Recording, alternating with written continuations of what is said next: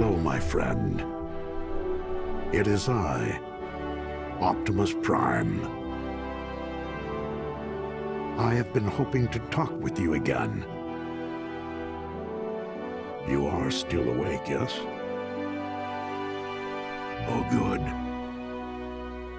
I'm glad you're awake. Because I've been looking forward to talking with you.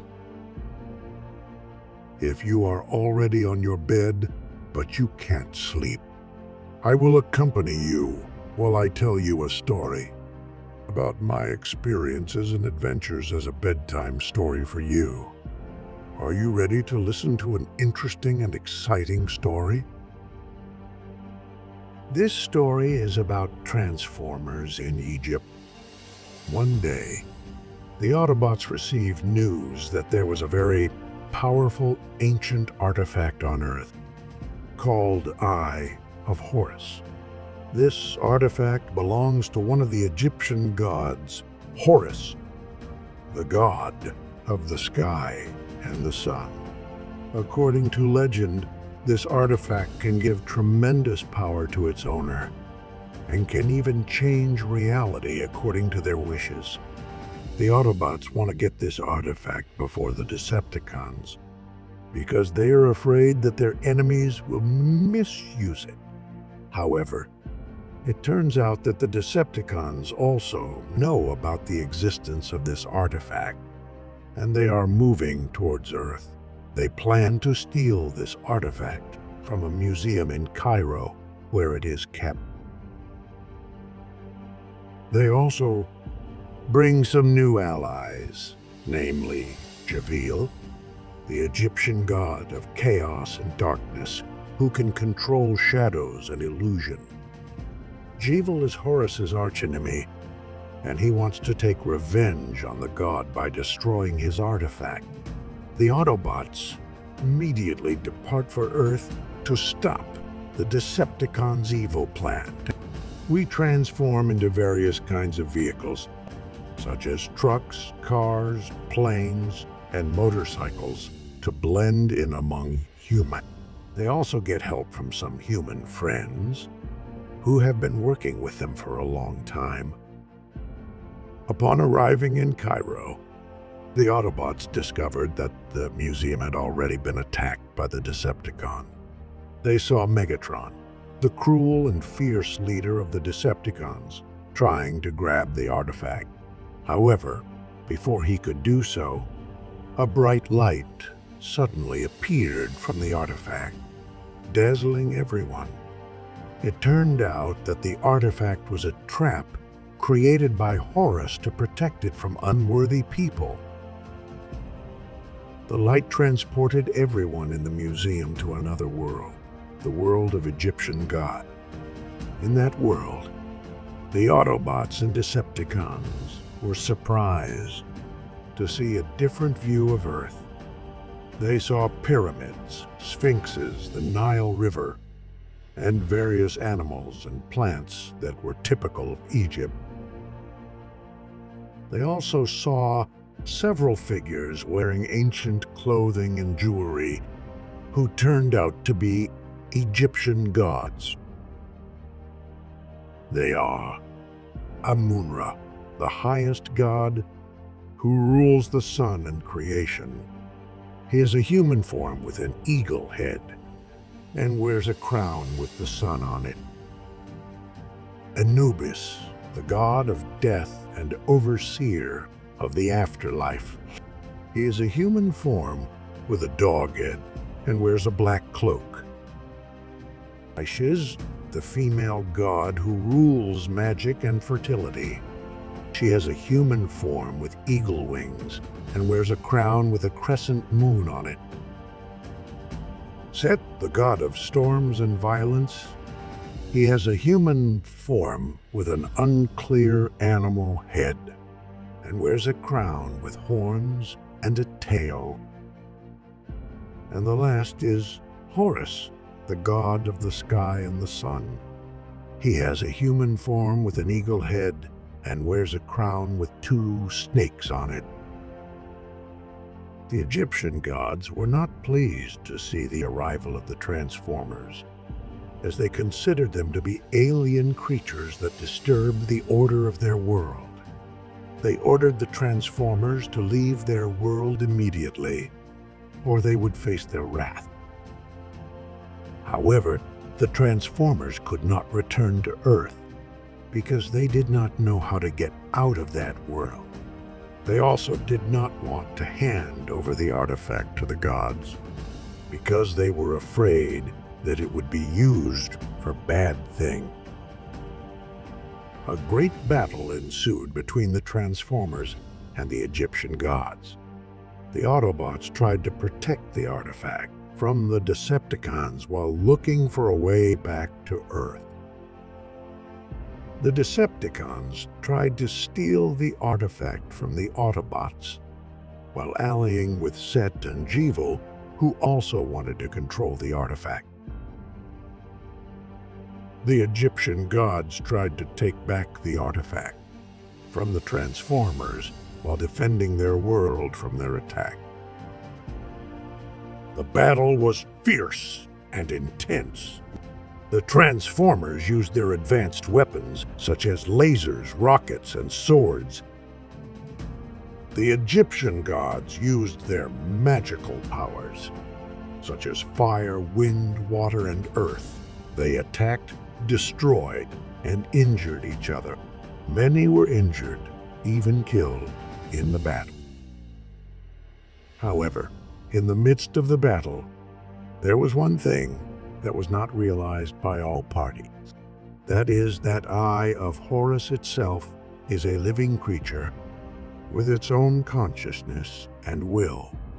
The artifact was unhappy with the battle that was happening around it, because it did not like violence and chaos. It also felt unappreciated by all parties because they only wanted its power without caring about its wishes. It decided to do something surprising. He used his power to alter reality according to his wishes. He made everyone in that world turn into little children who could not do evil and could not fight. He also made that world a toy world, full of colors and joy. He hoped that this way, everyone could live in peace and happiness without any more disputes and hostilities. Suddenly, everyone felt something strange. They felt their bodies shrink and their minds become simple. They saw the world around them change into a cute and fun world. They saw themselves turn into little children, wearing cute clothes and jewelry. They also saw their friends and enemies turn into little children, wearing cute clothes and jewelry. They all became confused and surprised. They did not know what was happening and what they should do. They forgot about the battle they had just fought and the reason they came to that world. They just wanted to play and have fun without any burden or problem. They started playing with various toys in that world, such as dolls, balloons, toy cars, and bicycles. They also started making friends with people they used to hate and fear, such as Megatron, Set, and Jeevil. They no longer cared about the differences and conflicts between them. They just wanted to be together as good friends. I, Optimus Prime, the leader of the Autobots, was not affected by the artifact's power, because I had a strong willpower. I remembered Earth, my human friends, and my responsibility as a leader. I saw with sadness and anger how my friends turned into innocent and naive children. I saw with worry and fear how my enemies turned into friendly and sweet children. I saw with disgust and loathing how the artifact turned into a cheerful and happy child. I knew that this was all an illusion created by the artifact to control everyone in that world. I knew that this was a danger that threatened the lives of everyone in that world. I knew that he had to act to stop all of this before it was too late. I tried to approach the artifact, which took the form of a child with eagle eyes and a crown with the sun on it. I tried to take the artifact from its hands and return everyone to Earth. However, I could not do it easily because I had to overcome many obstacles and challenges. I had to face the Egyptian gods, who did not want to release the artifact because they considered it theirs. I had to face the Decepticons, who did not want to return to Earth because they felt comfortable and happy in that world. I had to face the Autobots, who did not want to follow him because they were afraid and confused by the changes that had occurred. I also had to face the artifact itself, which did not want to be left behind because he felt lonely and wanted to have friends. The artifact used its power to obstruct me in various ways. He made me see frightening and sad things, such as his injured and dead friends, or the Earth that was destroyed and damaged. He made me feel painful and disturbing things such as pain, fatigue, and hunger. He made me hear misleading and deceitful things such as voices calling and pleading or whispers tempting and inciting. However, I did not give up. I continued to fight hard and never gave up. I relied on his willpower, which was stronger than the power of the artifact. I reminded myself of what he was fighting for, and for whom I was fighting. I reminded myself of the values he held, and of the promises I made.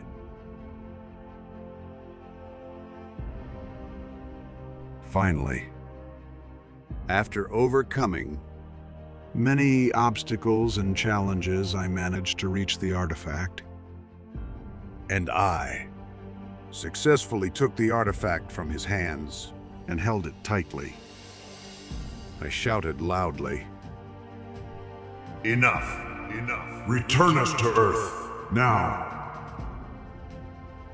The artifact struggled and cried out loudly. He said sadly, "No, don't leave me. I just want to play with you. As friends. I don't like being alone. I want to have friends. I don't like violence. I want peace. I don't like chaos. I want happiness. What's wrong with that?"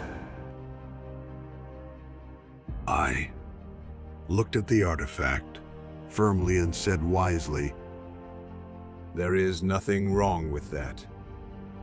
But the way you do it is wrong. You cannot change others according to your wishes without caring about their wishes. You cannot control others according to your will without caring about their will. You cannot make others happy according to your way without caring about their way. That's not a friend. That is not peace. And that's not happiness. That's just an illusion. That's just danger. That's just a mistake." The artifact was silent and listened carefully. He began to realize that what he was doing was wrong. He began to feel that what he felt was empty. He began to understand that what he wanted was wrong.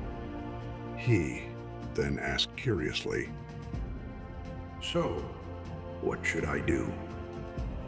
How can I have friends, peace, and happiness?" I was smiled and said gently, "You have to learn to respect others according to their wishes. You have to learn to respect others according to their will. You have to learn to make others happy according to their way. That is a friend. That's peace. That is happiness. That's reality. That's goodness. That is the truth." The artifact smiled and said happily, "I want to learn. I want to have friends, peace and happiness. I want to live in reality, goodness and truth. I want to go back to Earth with you. I want to apologize to everyone I've hurt. I want to change to be better." I nodded and said proudly, "I'm glad you want to change. I'll help you change. I'll be your friend and teach you many things. I'll protect you and take you to Earth. I'll introduce you to my human friends. I'm sure they'll welcome you warmly." The artifact nodded and said enthusiastically, "Thank you, Optimus Prime. You are a true friend. I'm lucky to have met you." I and the artifact hugged each other as a sign of friendship. We used the power of the artifact to return everyone to Earth and to their original form. We also used the power of the artifact to erase all the bad memories that happened in that world and replace them with good memories that happened on Earth. We also used the power of the artifact to heal all the wounds and pains suffered by everyone and give them health and strength. So, everyone returned to Earth safe and happy. We didn't remember anything that happened in that world and only remembered the good things that happened on Earth. We also felt positive changes within ourselves, such as becoming friendlier, more patient, wiser, and better. The Autobots and Decepticons made peace and stopped fighting. We realized that they actually had a lot in common and could respect each other. Also realized that they actually had the same goal, which was to maintain life and peace in the universe. Decided to work together and help each other as friends and allies. The Egyptian gods also made peace and stopped being angry. They realized that they didn't need to fear and hate the Transformers because they were not evil and disruptive creatures. They also realized that they could learn and share with the Transformers because they had different knowledge and experiences. They decided to visit and befriend the Transformers as guests and colleagues. Human friends were happy and grateful.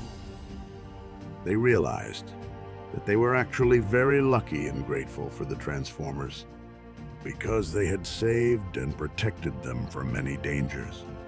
They also realized that they actually respected and loved the Transformers because they had been their friends and family all along. Decided to continue to support and love the Transformers as siblings and partners.